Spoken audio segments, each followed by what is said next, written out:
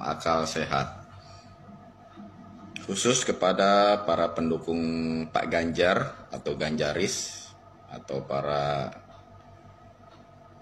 pendukung dari PDIP, saya menyarankan kalian mestinya barangkali kalau mau jualan jagoan kalian, jualan tanda petik ya, di media sosial, mestinya yang kalian posting, yang kalian blow up itu adalah prestasi-prestasi dari jagoan kalian. Dalam hal ini prestasinya Pak Ganjar. Itu mestinya yang kalian blow up. Bukan narasi-narasi memojokkan Pak Anies ya. Pak Anies katanya didukung oleh kelompok khilafah, Pak Anies dengan politik identitasnya, Pak Anies didukung oleh kelompok radikal, Pak Anies keturunan Yaman dan lain sebagainya. Itu model yang sudah ketinggalan zaman. Norak promosi seperti itu.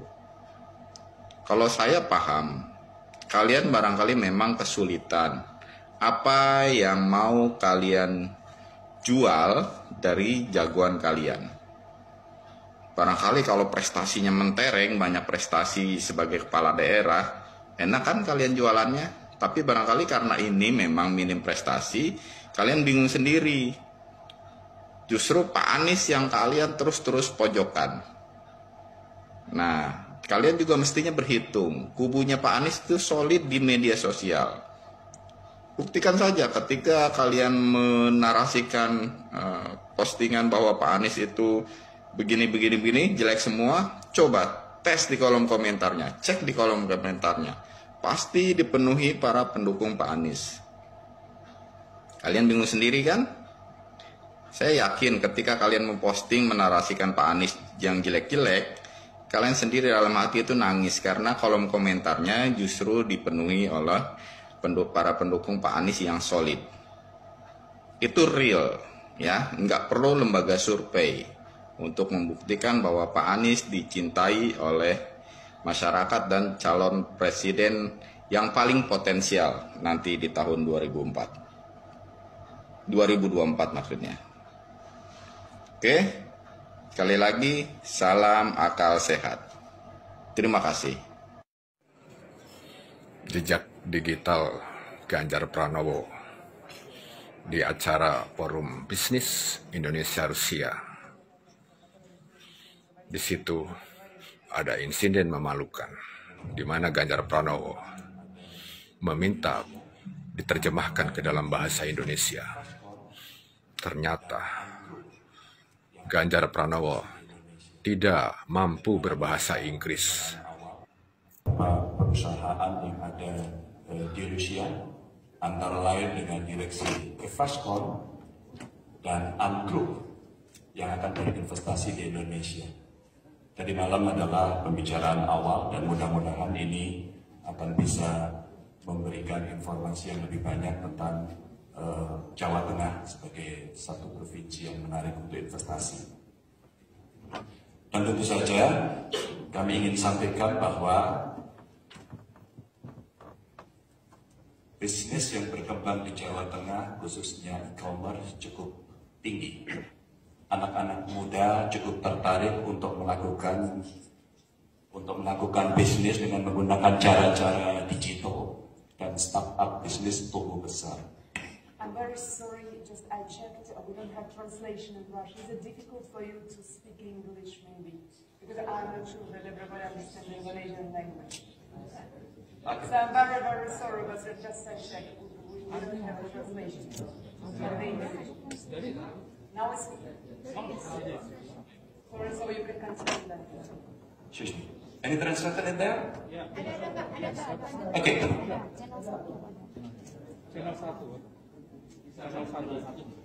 Channel 1. Excuse me. Channel 1, please. Channel 1, please. Okay, it's okay. Apakah penerjemah mendengarkan saya? Mendengarkan kata-katanya. Dia terlihat cantik sekali. Pak Jokowi trending topik mana ning Taiwan? Ya Allah, penyelenggaraan KTT ASEAN 42 yang ke-42. Ya Allah, trending topik ning kene. Aku ki lagi ngerti lek ternyata Taiwan ini rame lo ngendi-ngendi lho. Pingin ning G20 ya rame lo ora ketut yo kan. Terus sing saiki sing apa ki lek ngarane ASEAN iki pun ya ora ketut ngono, tapi lek beritane ya nyuyar-nyarno Pak Jokowi jan. Pak, sampean sadar apa ora Pak? Lek sampean ki dikepoi media-media asing, media-media luar negeri ki nyar-nyarno sampean lho Pak. Enek peresmian opo, ya kan? Enek kunjungan sampean nandi. Kuwi ki sampean terupdate ning Taiwan kene ki Pak, ya. Rakyatmu ki Pak jan dimuliakan nek ning Taiwan kene ki Pak. Sampeyan ngerti apa ora? Ning Taipei kene ki ya, gubernure sampai ikut merayakan Hari Raya Idul Fitri dek ngenane kae gubernure Taipei sing terbaru ki Chiang Wan-an ya. Saurunge sing gawence sing tahun-tahun wingi pun yo melok ngono ki menyelamati kita semua. Ya semangat Pak Jokowi ya. Zaman kita dulu juga membangun 10 tahun, betul?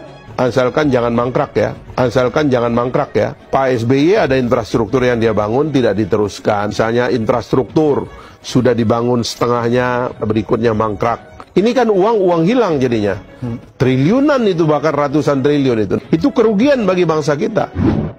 Proyek era pemerintahan Susilo Bambang Yudhoyono yang bernilai 2,5 triliun itu mangkrak akibat KPK menemukan kasus korupsi. Tak salah, sejumlah netizen menyindir Hambalang seperti rumah hantu terbesar di Indonesia. Ya tapi jangan semua uang negara untuk infrastruktur. Indonesia sedang tidak baik-baik saja.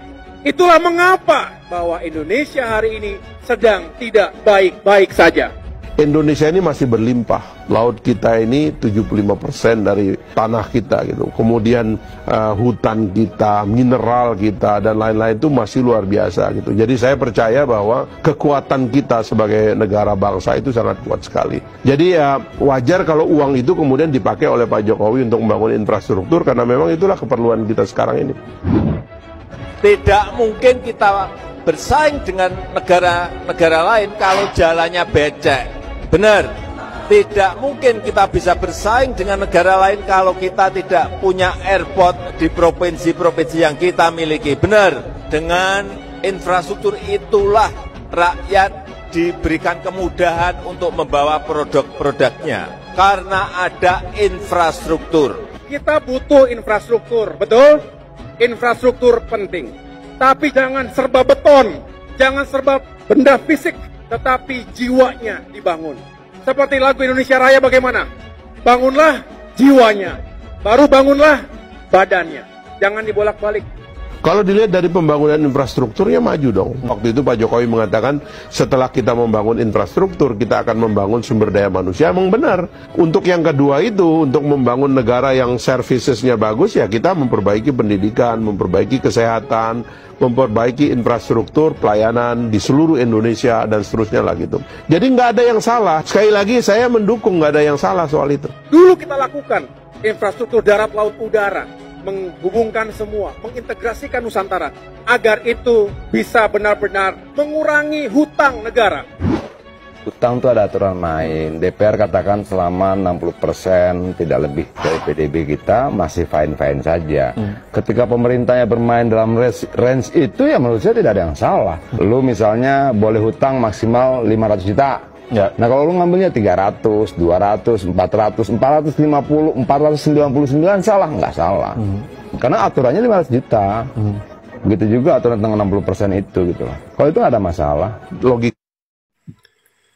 Oke guys, Assalamualaikum warahmatullahi wabarakatuh. Salam, Om Swastiastu, Namo Buddhaya, salam kebajikan dan salam sejahtera untuk kita semua.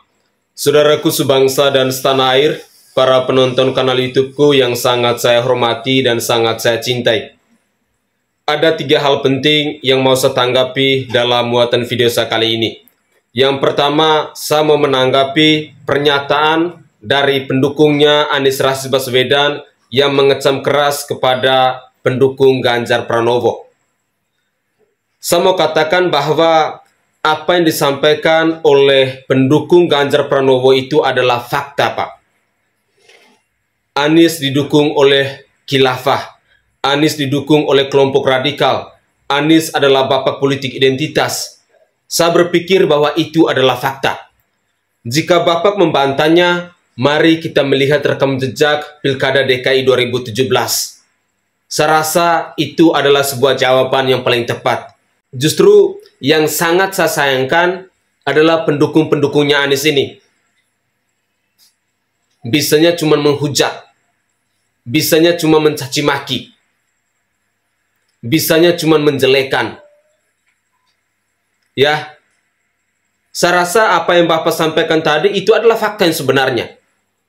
Jadi yang sebenarnya adalah Bapak ini atau pendukungnya Anies ini, dia sedang menceritakan kebobrokan dari Anies Rashid Baswedan itu sendiri kepada publik. Lalu pada poin yang kedua yang mau saya tanggapi ketika kita mendengar cuplikan video tadi, bahwa Bapak Presiden Insinyur Haji Joko Widodo menjadi trending topik di negara Taiwan. Saya bersyukur dan terima kasih ketika kita mendengar berita seperti ini. Karena menurut saya itu memang harus terjadi. Joko Widodo adalah pemimpin yang merakyat.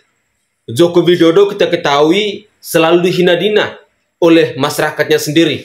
Dan itu terjadi hanya sekelompok orang saja.